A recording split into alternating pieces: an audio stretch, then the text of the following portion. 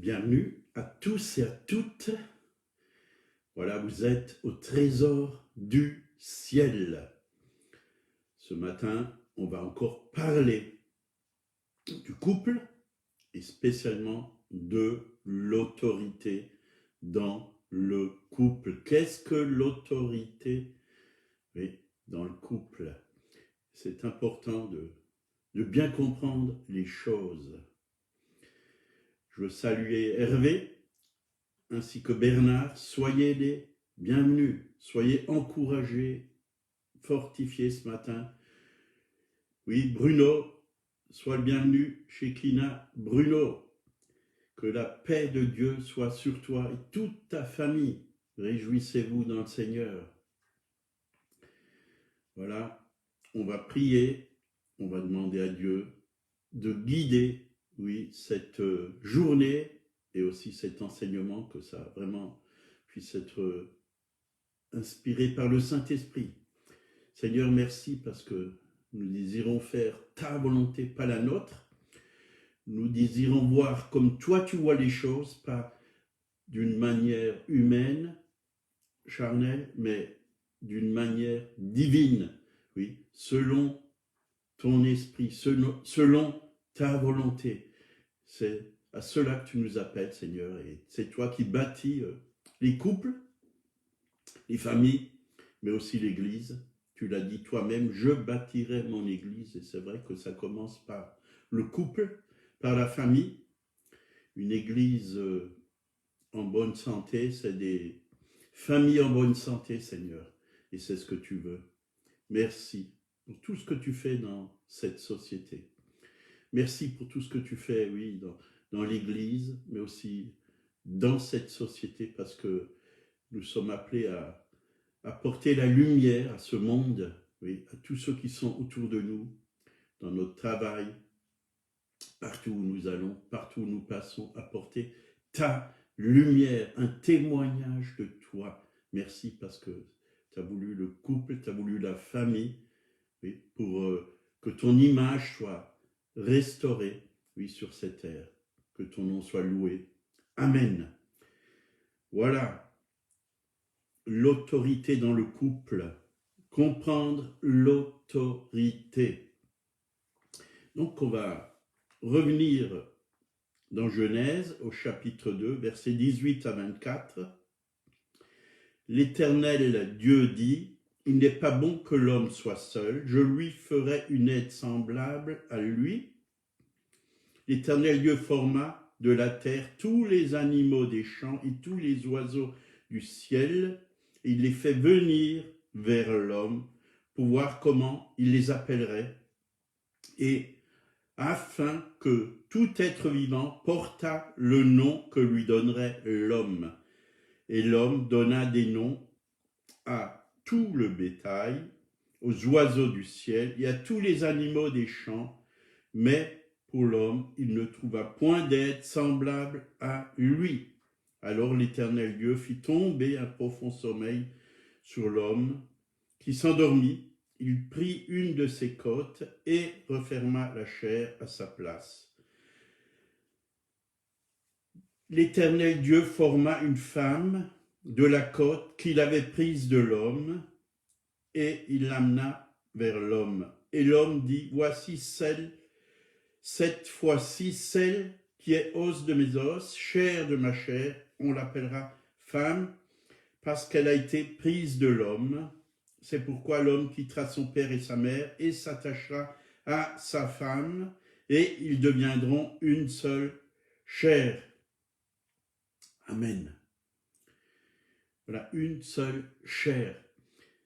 Ce qui est beau, c'est que Dieu a donné vraiment une épouse à Adam. Tous ces animaux n'étaient pas vraiment pour lui, bien sûr, il ne pouvait pas se marier avec un animal, puisque Dieu a donné à l'homme de dominer, oui, sur les oiseaux du ciel, sur tous les bétails de la terre, sur toute la terre. Il avait la domination. Mais il lui a donné une épouse pour qu'il puisse dominer, régner avec elle sur toute chose. Dieu a créé à partir d'une côte Adam pour lui être une aide qui soit son vis-à-vis.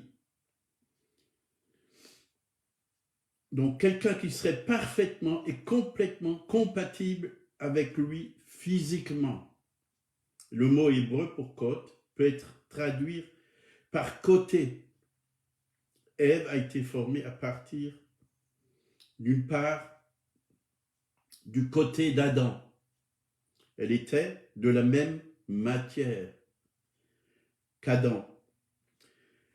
Le même esprit, la même intelligence, la même essence et la même image divine, parce qu'ils ont été tous les deux créés à l'image de Dieu. Ils étaient tous les deux, oui, porteurs de gloire. Il y avait sur eux la gloire de Dieu quand Adam et Ève ont été créés. C'était très bon, très bon. Elle était os de ses os et chair de sa chair. Dans chaque domaine essentiel et fondamental. Donc, son égal. Vous voyez, l'homme n'était pas plus grand que la femme et la femme n'était pas supérieure à l'homme. Ils étaient égaux. Ils étaient égaux en personne et en autorité. Et c'est important de le comprendre. Ça ne veut pas dire parce que Adam était le chef qu'il avait l'autorité sur la femme. Non, pas du tout. Et on va voir ça plus loin. Dieu n'a pas créé la femme à partir de la tête de l'homme pour qu'il puisse la commander, ni de ses pieds pour qu'elle soit son esclave, mais plutôt de son côté, pour qu'elle puisse être près de son cœur, pour qu'il puisse vraiment l'aimer, la protéger, la garder, l'encourager. Donc, ils étaient un en esprit et un dans la chair. L'homme et la femme dans le jardin exerçaient un pouvoir égal et une autorité égale. Ils gouvernaient ensemble le domaine physique et terrestre que Dieu leur avait donné. Ils gouvernaient ensemble. Ils étaient tous les deux des maîtres. C'était eux qui dominaient, qui régnaient sur toute chose, dans tous les domaines. Il y avait l'égalité de personnes. Ils étaient égaux. De pouvoir et d'autorité, égaux. Donc ça ne signifie pas qu'il n'y avait pas de priorité dans la direction du jardin entre Adam et Ève. Genèse 2, versets 15 à 17, il nous a dit « L'Éternel Dieu prit l'homme et le plaça dans le jardin d'Éden pour le cultiver et le garder. » Donc l'Éternel Dieu donna cet ordre à l'homme « Tu pourras manger de tous les arbres du jardin, mais tu ne mangeras pas de l'arbre de la connaissance du bien et du mal, car le jour où tu en mangeras, tu mourras. » Donc, il a donné cet ordre à l'homme. La femme n'était pas au courant. Il avait une connaissance que la femme n'avait pas. Être responsable, c'était Adam, de cultiver le jardin. C'était pour Adam fournir un travail fructueux et productif. Vous voyez, il devait préparer, oui, toute chose aussi pour son épouse et pour les enfants. Le jardin était là pour que l'homme puisse le cultiver et le garder aussi, parce que l'ennemi est venu en forme de serpent. L'ennemi est rentré dans le serpent et est venu séduire Ève. Donc, en même temps, Dieu lui avait donné de régner librement sur tout son environnement.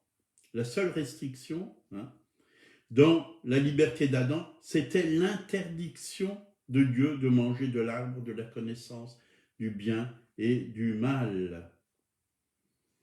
Et c'est lui qui a reçu ces instructions de Dieu avant qu'Ève n'entre en scène. Ève n'était pas encore créée, parce qu'Adam a été créé en premier, dit la parole. Donc Adam avait une information qu'Ève n'avait pas. Il avait reçu de la part de Dieu de ne pas toucher, de ne pas manger de ce fruit de l'arbre de la connaissance du bien et du mal, parce que le jour où il en mangerait, il allait mourir certainement. Et c'est ce qui s'est passé. C'était la responsabilité d'Adam de faire passer cette information à sa femme, en tant que chef de cette unité. Donc Adam était la couverture de sa famille.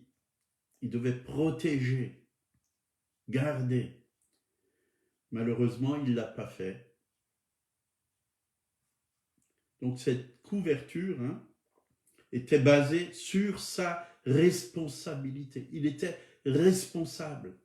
L'homme est responsable, oui, de la famille. C'est ça, être un chef. Être responsable. Protéger, nourrir. Nourrir. Comme Christ a nourri l'Église, nourrir la famille, spirituellement. Mais aussi nourrir le pain quotidien, la nourriture, apporter le salaire. L'homme est responsable. La femme, aujourd'hui, oui, elle peut travailler. Dieu n'est pas contre que les deux travaillent. Mais l'homme est responsable, selon la parole de Dieu. Pourquoi Adam a-t-il été nommé chef de la famille? Est-ce que c'était parce que physiquement il était plus fort? Je dirais non. Non. Aujourd'hui, il y a aussi des femmes qui sont fortes. Ce n'est pas parce qu'il était plus fort.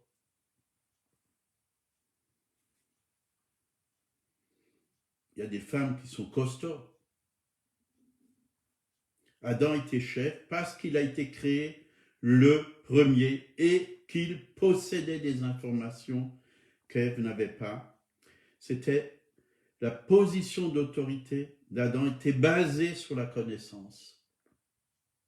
Et c'est l'homme qui doit recevoir vraiment la connaissance du plan de Dieu pour sa famille et la transmettre. Il doit être auprès du Père, auprès de Dieu, à l'écoute du Saint-Esprit et recevoir la connaissance de Dieu.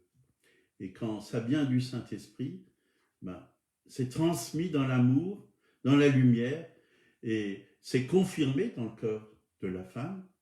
Et ensemble, ils peuvent aller de l'avant, ils peuvent faire la volonté de Dieu, ils peuvent faire les œuvres que Dieu a préparées pour eux, mais ils règnent ensemble. Ensemble. Ils ont l'autorité ensemble. L'autorité sur l'ennemi. Et l'ennemi, il vient aujourd'hui avec la crainte. Nous avons l'autorité sur la crainte. Il vient avec le doute. Mais le doute est dissipé. L'amour parfait bannit la crainte. Le doute, c'est quand on n'a pas totalement confiance en Dieu. Quand on sait que c'est la volonté de Dieu, le doute s'en va. Il est dissipé. Autorité sur toute chose. Oui, sur la pauvreté. Dieu ne veut pas que le couple manque de tout. Dieu veut pourvoir à tous les besoins selon sa richesse avec gloire en Jésus-Christ. Encore hier, j'ai eu quelqu'un qui m'a appelé, puis on est allé voir cette personne et on a un peu parlé avec elle. Puis elle manque de tout. Elle manque de tout. Absolument de tout. Et elle a besoin d'être totalement restaurée et guérie et transformée. Et elle connaît le Seigneur, mais beaucoup de gens aujourd'hui connaissent le Seigneur, mais ils ne connaissent pas la volonté de Dieu. Et Dieu veut vraiment que nous puissions connaître quelle est sa volonté. Et la parole de Dieu dit qu'il pourvoira à tous nos besoins selon sa richesse avec gloire en Jésus-Christ. Donc le mot « tout », moi je l'ai souligné dans ma Bible. Et que tu aies des besoins spirituels, de connaissance de la parole de Dieu, que tu aies des besoins pour ton corps physique, psychologique, que tu aies des besoins matériels ou de travail, Dieu pourvoit à tous nos besoins selon sa richesse.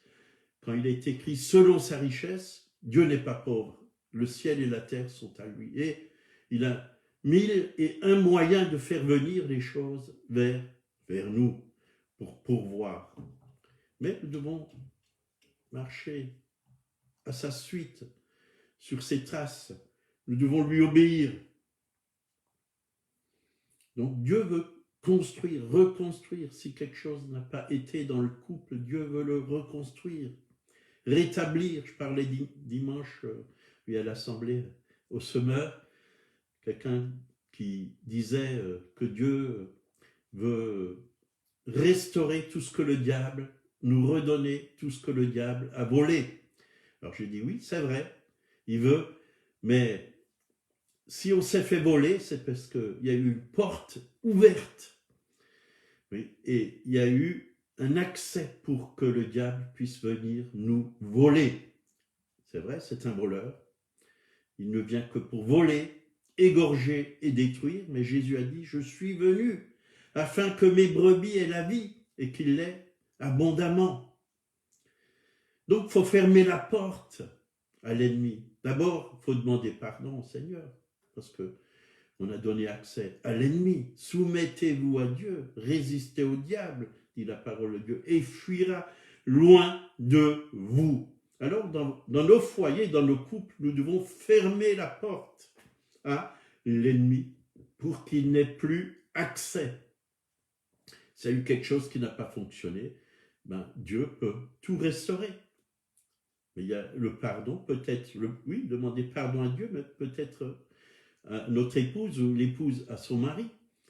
Et peut-être aussi les parents aux enfants, parce qu'il y a eu de la colère, il y a eu des choses qui ont été mal faites. Et Dieu veut reconstruire les familles, guérir les familles, unir les familles, qu'elles deviennent fortes, pleines de l'Esprit Saint, rayonnantes, qu'elles aient l'image de Dieu, parce que l'image de Dieu, c'est l'image glorieuse. L'homme et la femme, c'est la gloire de Dieu. Nous avons été créés à son image et à sa ressemblance. Donc, Éphésiens 5, verset 22, nous a dit « Femmes, soyez soumises à vos maris comme au Seigneur, car le mari est le chef de la femme, comme Christ est le chef de l'Église. » Alors, je vous ai dit ce que c'est qu'être un chef. Christ est le chef de l'Église qui est son corps et dont il est le sauveur. Donc, Jésus est le chef de l'Église. Jésus, c'est la tête, mais le corps, c'est l'Église, c'est l'épouse. Ils ne font qu'un. Ils ont la même autorité. Si la tête est victorieuse, le corps est victorieux. Si la tête est glorieuse, le corps est glorieux. Si la tête est joyeuse, ça va passer partout. La même vie qui est dans la tête est dans le corps.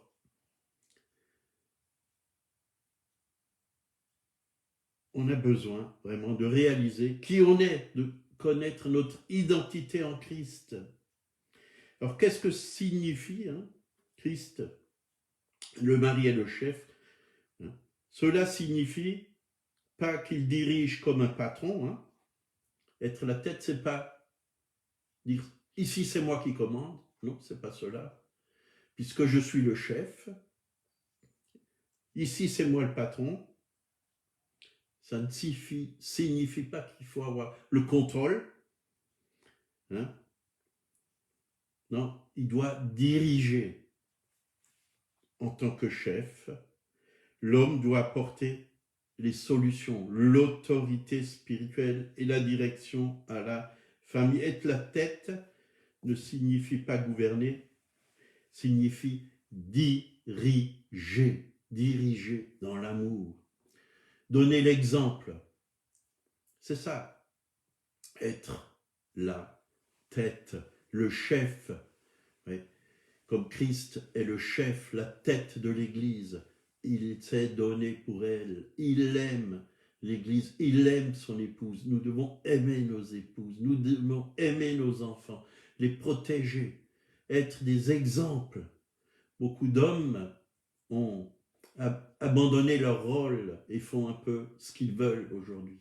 Ben, je dirais ce matin que les hommes se lèvent et prennent leurs responsabilités. En parlant des hommes, je parle aussi de moi-même, que je puisse prendre aussi mes responsabilités.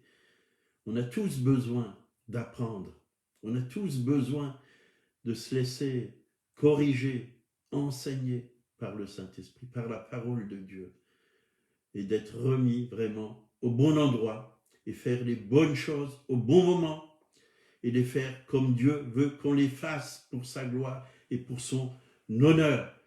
Voilà ce que c'est être, oui, le chef de la famille. C'est pas quelqu'un qui contrôle, c'est pas quelqu'un qui est là, oui.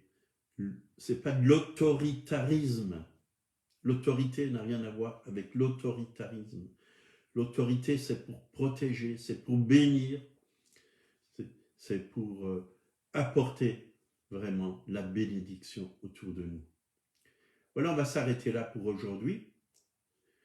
On va prier. Seigneur, merci, parce que tu veux lever des hommes qui t'aiment de tout leur cœur et qui veulent prendre leurs responsabilités.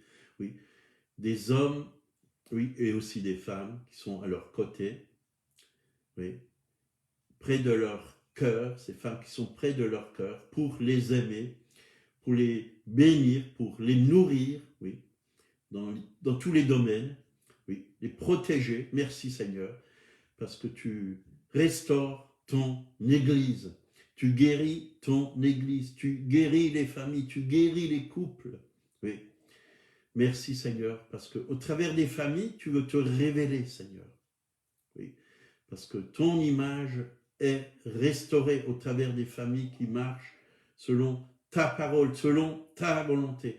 Merci Seigneur, tu es bon, tu nous as tout laissé Seigneur dans ta parole, oui, et nous t'en remercions, tu ne nous as pas abandonnés Seigneur, oui, tu nous as donné le Saint-Esprit, tu nous as donné ta parole et nous pouvons vraiment vivre, oui, cette vie glorieuse, victorieuse, sainte avec toi, oui, une vie de joie, de paix, d'amour. Et nous savons, Seigneur, que l'ennemi est sous nos pieds parce que tu l'as vaincu. Et ce matin, s'il y a eu des portes ouvertes, nous lui fermons la porte au nom de Jésus et nous demandons, Père éternel, pardon, oui, pour les portes ouvertes, pardon, oui, là où il a eu accès. Oui, nous voulons vraiment maintenant que ce soit le Saint-Esprit qui ait accès à nos vies et qui puisse nous restaurer, nous guérir, nous transformer de gloire en gloire à l'image de Jésus-Christ. Au nom de Jésus. Amen. Voilà, si quelqu'un ne connaît pas le Seigneur Jésus, il est vivant. Il n'est pas resté dans la tombe, il est ressuscité d'entre les morts. Il vit éternellement. Il est le sauveur du monde, il est le créateur de toutes choses. Et il désire se révéler à vous. Tout simplement, acceptez-le comme votre sauveur personnel. Dites-lui, viens Jésus, viens, sauve-moi. Sauve-moi, sois mon sauveur, prends tous mes péchés. Je reconnais, oui, je vis, oui, loin de toi, je ne te connais pas, mais j'ai besoin, oui, de te connaître et j'ai besoin de ne plus être sous l'influence du péché, sous l'influence du diable. Mais je désire recevoir ton pardon, ta grâce, ton amour, oui, et vivre une vie nouvelle avec toi. Sois mon sauveur, sois mon Seigneur, viens régner en moi. viens régner en moi, sois mon maître, parce que tu es vraiment un bon maître. Oui, tu veux de bonnes choses pour tes enfants. Merci Jésus. Merci Jésus parce que tu bénis toutes ces personnes qui entendent ta voix, qui entendent ta parole, tu pourvois leurs besoins. Merci pour la parole, oui, que tu nous as laissée.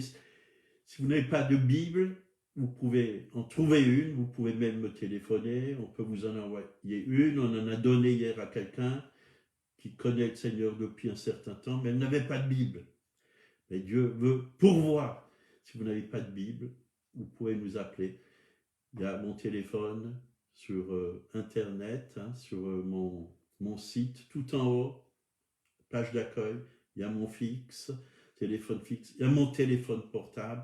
Vous pouvez nous appeler. On peut vous donner une Bible si vous n'avez pas de Bible. Voilà, bonne journée, que Dieu vous bénisse. À bientôt. À demain.